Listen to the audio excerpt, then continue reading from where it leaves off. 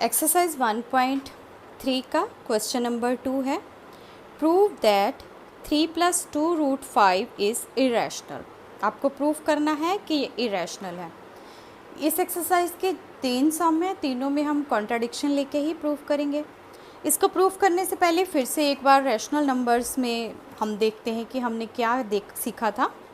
Rational number में बेटे जब दो नंबर्स को मतलब रैशनल अगर दो नंबर थे, रैशनल नंबर्स को अगर ऐड करते हैं रैशनल नंबर्स के साथ तो जो रिज़ल्ट आता था वो रैशनल नंबर होता था।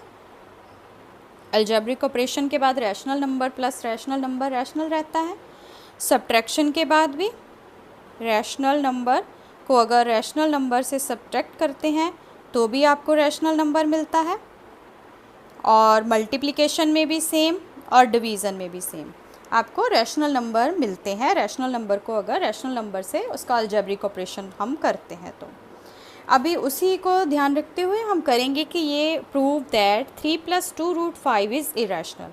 फिर से वैसे ही हम प्रूव कर लेंगे कि ये नंबर जो है वो रैशनल नहीं इरेशनल है, सॉरी इरेशनल नहीं है रैशनल है। कॉन्ट्राडिक्शन मेथड से करना है ना, तो लिखिए पहले वही line, let 3 + 2√5 is a rational number, is a rational number.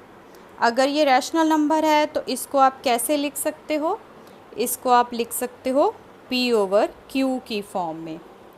ठीक है, P/Q की फॉर्म में लिख सकते हैं, लेकिन हम क्या करेंगे यहाँ पे हम इसको P/Q की फॉर्म में लिखने की जगह इसका भी एक नाम रख लेते हैं। नाम क्या रख लेते हैं वो आपकी मर्ज़ी है। हम रैशनल नंबर के बारे में बात करें तो R रख लेते हैं।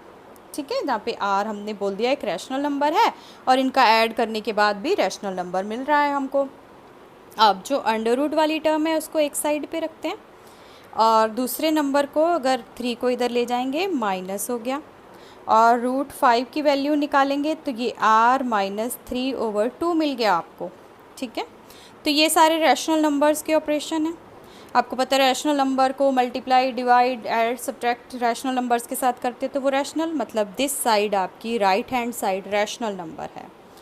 तो आप क्या लिखोगे?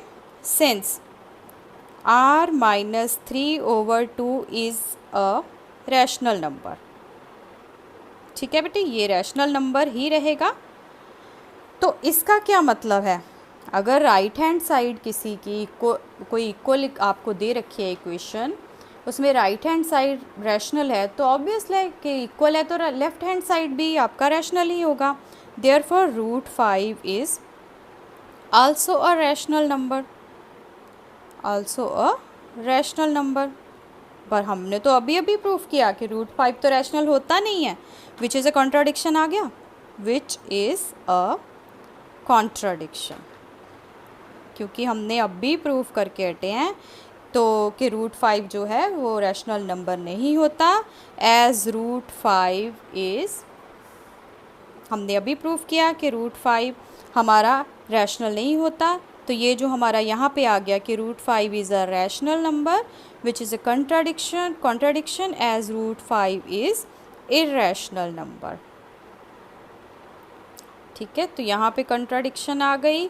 Therefore our supposition is wrong, तो therefore our supposition is wrong, hence आपका 3 + 2√5 इज़ इरेशनल। बेटे कोई प्रॉब्लम नहीं आई, कुछ नहीं। अगर सब यहाँ पे माइनस होता, अगर यहाँ पे माइनस होता तो आप क्या करते, फिर आपका साइन चेंज होता, लेकिन वो रहता तो ऐसे ही, यही ऑपरेशन लगते और आप एक साइड पे ले जाओगे। जो आपका रूट वाली टर्म है उसको आपको लेफ़्ट हैंड साइड पे या राइट हैंड साइड पे एक साइड पे रखना है, बाकी सारे नंबर्स को दूसरी साइड ले जाना है। तो ये आपको अलजेब्रिक ऑपरेशंस के से पता है कि ये रैशनल नंबर्स के साथ हमारा जो भी ऑपरेट कर रहे हैं वो रैशनल ही रहेगा। अगर राइट हैंड साइड रैशनल है तो हम कहते हैं कि लेफ़्ट हैंड साइड भी हमारी रैशनल हो जाएगी, लेकिन वो तो कॉन्ट्राडिक्शन होगी क्योंकि हमें पता है कि √5 रैशनल नहीं होता। तो इसका मतलब हमने जो सपोज़ किया था कि ये रैशनल है वो गलत हो गया।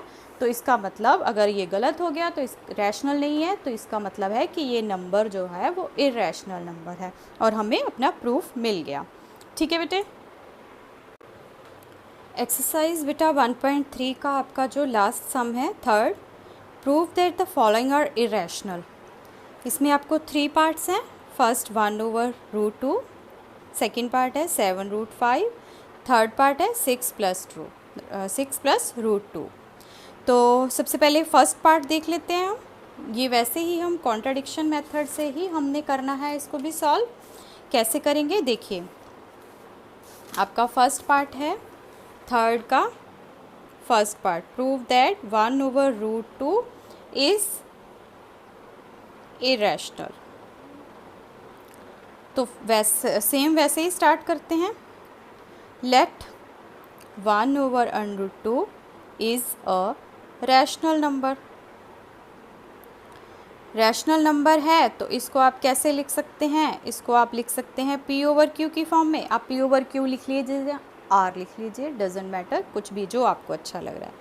तो यहाँ पे पहले हम रैशनलाइज़ कर लें इसको। ये आपने किया हुआ है, रैशनलाइज़ करना आपको आता है।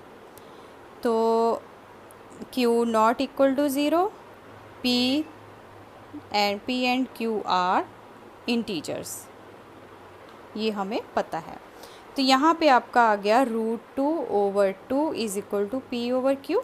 यहाँ पे अंडर रूट वाली टर्म को एक साइड पे और इसको ले गए दूसरी साइड। अब ये देखो, ये एक इक्वेशन मिल गई आपको। इस इक्वेशन में जो राइट हैंड साइड है वो उसमें क्या है, सारे rational numbers, product of rational number. तो इसका क्या मतलब है, आप कहोगे कि 2P/Q is a rational number. ठीक है, इसकी कोई आपको ज़्यादा बताने की ज़रूरत नहीं है क्योंकि ये आपको पता है। तो अगर ये रैशनल नंबर है तो इससे हमें क्या मिला, इसका मतलब है कि √2 is also a rational number. ये भी तो रैशनल हो जाएगा फिर। अगर वो रैशनल राइट हैंड साइड अगर रैशनल है तो लेफ़्ट हैंड साइड भी रैशनल हो जाएगा। तो इसका मतलब विच इज़ अ कॉन्ट्राडिक्शन, जो कि कॉन्ट्राडिक्शन है। क्यों कॉन्ट्राडिक्शन है, क्योंकि हमने प्रूव किया है which is a contradiction. √2 is not a rational number, not a rational number, ये हमको पता है। Which is a contradiction because √2 is not a rational number. तो √2 रैशनल नंबर नहीं है, √2 है irrational number. Therefore our supposition is wrong, जो हमने माना था वो गलत हो गया। Our supposition is wrong. इसका मतलब 1/√2 क्या है, इज़ इरेशनल। ठीक है बेटे, बिल्कुल वैसे ही किया हमने, उल्टा लेके चले, लेकिन जब हमने देखा left hand side right hand side को कंपेयर किया, एक साइड रैशनल एक साइड इरेशनल, वो तो पॉसिबल ही नहीं है। इसका मतलब जो हम जहाँ से स्टार्ट हुए थे वो हम रॉन्ग सपोजिशन से स्टार्ट हुए थे, तो हमारी सपोजिशन गलत हो गई, इसलिए हमारा प्रूफ हो गया कि हमारा जो नंबर है वो रैशनल नहीं इरेशनल आएगा। अब सेकंड पार्ट है इसका। सेकंड पार्ट में क्या कह रहा है, आपको प्रूफ करना है थर्ड का second part, 7√5 is rational is irrational. ये इजीली हो सकता है बेटे। आपने क्या करना है, लेट, फिर से आप सॉल्व करना शुरू करेंगे। Let 7√5 is a rational number. ठीक है, आपने इसको रैशनल नंबर मान लिया, तो फिर आप कैसे लिखोगे, इसका मतलब 7√5 को आप लिख सकते हो P/Q की फॉर्म में, Q not equal to 0 and PQ are integers. ठीक, ये लिख लिया। रूट वाली टर्म एक साइड पे, ये नीचे आके P/7Q हो जाएगा। ये बन गई एक इक्वेशन। अब आप इक्वेशन देखते हैं तो एज P/7Q इज़ रैशनल। आपको पता है रैशनल नंबर्स में अलजेब्रिक ऑपरेशन के हिसाब से इसके साथ किसी को मल्टीप्लाई करो, अगर कोई रैशनल नंबर है उसको मल्टीप्लाई करते हैं, डिवाइड करते हैं, तो वो रैशनल ही रहता है। As therefore √5 is also rational. ये तो कॉन्ट्राडिक्शन हो गई। What which is a contradiction, which is a contradiction.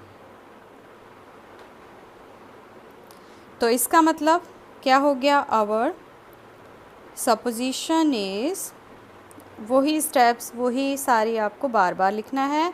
There for 7√5 is irrational. जो आपने माना था वो गलत हो गया, इसलिए उसका उल्टा आपने प्रूफ कर दिया, वो रैशनल नहीं है, इर्रेशनल है। लास्ट हम बेटे देख लेते हैं थर्ड। इसमें क्या है, 6 + √2। ये भी इजी है, इसमें भी बिल्कुल वैसे ही हम प्रूफ कर देंगे, वही स्टेप्स लिखेंगे। लेट सॉल्व करना शुरू करते हैं। 6 + √2 इज़ अ रैशनल नंबर। आप लिख लोगे यही लाइन, हर सम में लिख रहे हैं। रैशनल नंबर है तो इसको लिख सकते हैं P/Q की, चाहे R या P/Q, आपको जो ठीक लगे। यहाँ पे Q नॉट इक्वल टू 0 है and P and Q are integers हैं। ठीक है बच्चे, अभी √2 एक साइड पे और 6 इस साइड पे चले जाएगा, तो आप कर देते हो माइनस, ये आ जाएगा P - 6Q/Q। अब √2 is equal to P - 6Q/Q, ये आप लिखो, इक्वेशन हो गई। तो इस इक्वेशन में आपका जो राइट हैंड साइड है वो रैशनल नंबर्स है, प्रॉपर्टी से पता है आपको। अगर right hand side rational number है, देयरफॉर लेफ्ट हैंड साइड भी रैशनल होगा, मतलब √2 रैशनल हो जाएगा, which is a contradiction. Therefore our supposition is wrong, hence the number is irrational. ठीक है बेटे, लिखें as P - 6Q/Q is rational number, therefore √2 is also a rational number, which is a contradiction, which is a contradiction। उसके बाद वही step, our supposition is wrong. Our क्या suppose किया था हमने कि वो रैशनल है, therefore our supposition is wrong, hence आपका क्वेश्चन था 6 + √2 is irrational, hence 6 + √2 is irrational.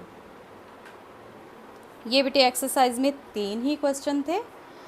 बाकी आपको जो करना है, आपको प्रूफ करने हैं, √3 के लिए प्रूफ करिए, √7 के लिए प्रूफ करिए। Prove that √3, √7 are irrational. ये आप ट्राई करेंगे।